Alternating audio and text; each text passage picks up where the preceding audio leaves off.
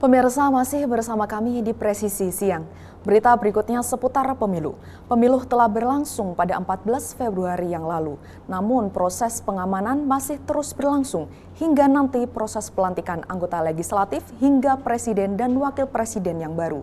Berbagai rangkaian kegiatan pengamanan telah diupayakan oleh pihak kepolisian. Salah satunya dari Polres Sekadau, Kalimantan Barat. Dan berikut rangkaian informasi proses pengamanan dan pengawalan Pesta Demokrasi Pemilihan Umum Serentak tahun 2024 di Kabupaten Sekadau.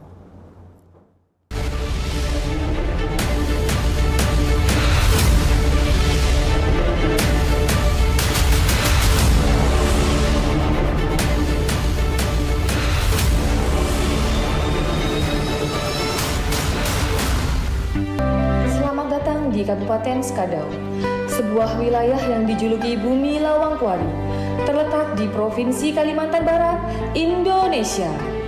Seperti daerah-daerah di Indonesia pada umumnya, cikal bakal berdirinya Kabupaten Sekadau juga dimulai dari zaman kerajaan.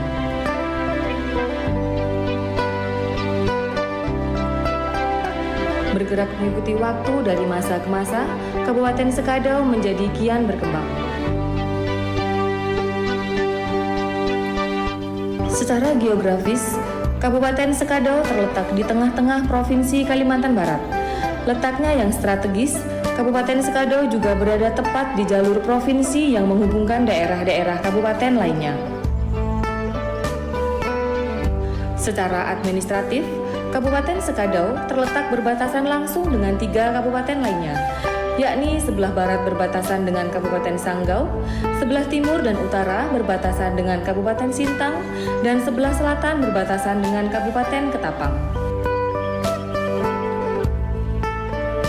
Dengan luas wilayah mencapai 5.444,30 km persegi atau sekitar 3,71% dari luas wilayah Provinsi Kalimantan Barat. Kabupaten Sekadau juga memiliki kondisi alam berupa daratan dan perbukitan.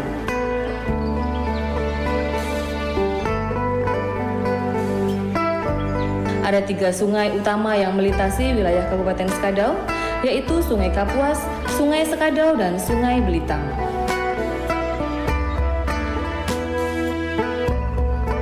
Berdasarkan rekapitulasi data kependudukan, jumlah populasi penduduk di Kabupaten Sekadau sebanyak 219.108 jiwa yang tersebar di 7 kecamatan, yaitu Kecamatan Sekadau Hilir, Kecamatan Sekadau Hulu, Kecamatan Nangataman, Kecamatan Nangamahap, Kecamatan Belitang Hilir, Kecamatan Belitang, serta Kecamatan Belitang Hulu yang terdiri dari 94 desa.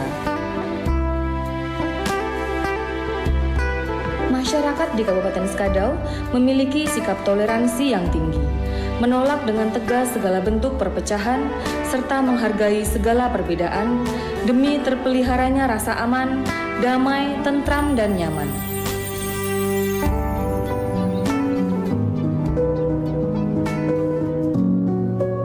Kerawanan pemilu terdapat 4 tahapan yang harus diperhatikan bersama-sama dalam pelaksanaannya, yaitu 1. Tahapan kampanye, 2. Tahapan masa tenang, 3. Tahapan pungut dan hitung suara, serta yang keempat, tahapan rekap hasil penghitungan suara.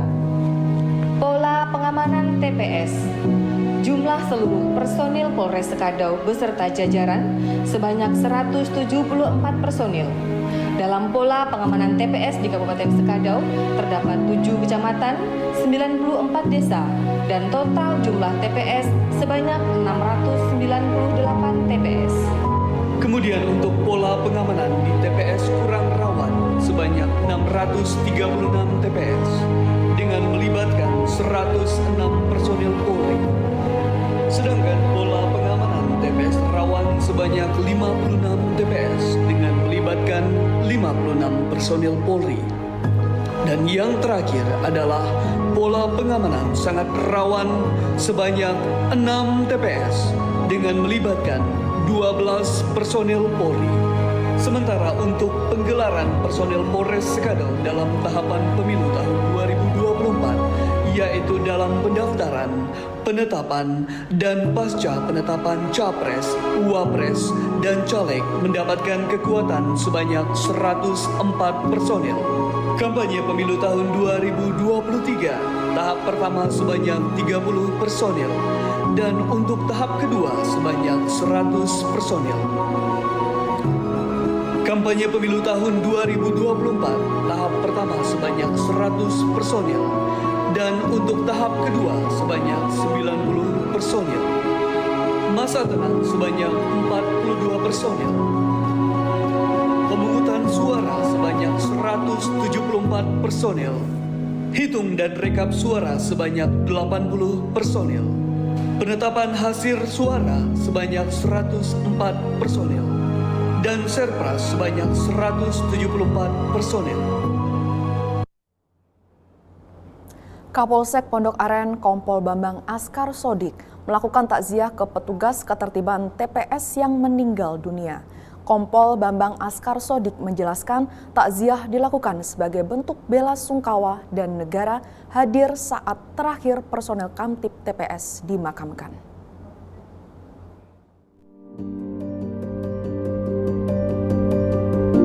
Kapolsek Pondok Aren Kompol Bambang Askar Sodik melakukan takziah ke rumah duka petugas ketertiban TPS Pemilu 2024 yang meninggal dunia Kamis 22 Februari 2024. Di Jalan SD Inpres Kelurahan Pondok Karya, Kecamatan Pondok Aren, Kota Tangerang Selatan.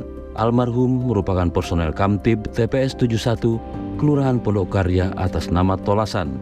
Kompol Bambang Askar Sodik menjelaskan takziah dilakukan sebagai bentuk bela sungkawa dan negara hadir di saat terakhir personel Kamtib TPS dimakamkan. Almarhum Tolasan dimakamkan di TPU Pabuaran Kelurahan Pondok Karya. Petugas kepolisian ikut mengawal jalannya proses pemakaman hingga selesai. Tim Humas Polsek Pondok Aren, Polres Tangerang Selatan melaporkan untuk Polri TV.